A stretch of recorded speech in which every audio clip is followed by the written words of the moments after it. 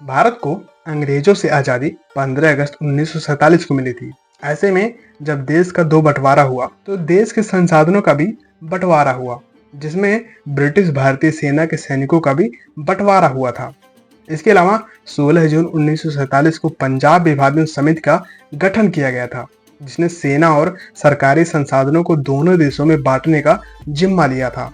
विभाजन के दिन यानी 14 अगस्त 1947 को पुरानी भारतीय सेना को आधिकारिक रूप से खत्म करने का आदेश दिया गया था। इस आदेश पर ब्रिटिश सेना के commander in chief field marshal Auchinleck और मेजर जनरल रेजिनॉल्ड सेवरी ने हस्ताक्षर किए थे। यह ब्रिटिश शासन के तहत भारतीय सेना का अंतिम आधिकारिक आदेश था।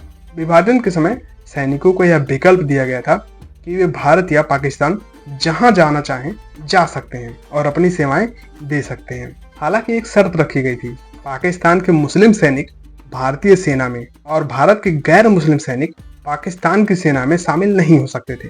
ध्यान दीजिए, शर्त ये थी कि पाकिस्तान के मुस्लिम सैनिक भारतीय सेना में और भारत के गैर मुस्लिम सैनिक पाकिस्तान की सेना में शामिल नहीं हो सकते थे।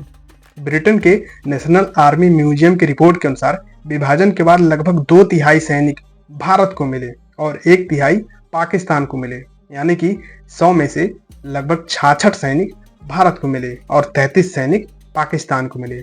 आंकड़ों के मुताबिक 2,60,000 जवान भारतीय सेना में और करीब 1,40,000 जवान पाकिस्तान सेना में शामिल हुए थे। पाकिस्तान जाने वालों में ज्यादातर मुस्लिम सैनिक ही थे। रिपोर्ट बताती है कि विभाजन से पहले भारतीय सेना में करीब 36% मुस्लिम सैनिक थे, लेकिन बंटवारे के बाद यह घटकर सिर्फ 2% ही रह गए थे। लगभग 98% मुस्लिम सैनिक पाकिस्तान चले गए थे, जबकि सिर्फ 554 मुस्लिम अधिकारियों ने भारत में रहकर सेवा करने का फैसला किया हुआ था।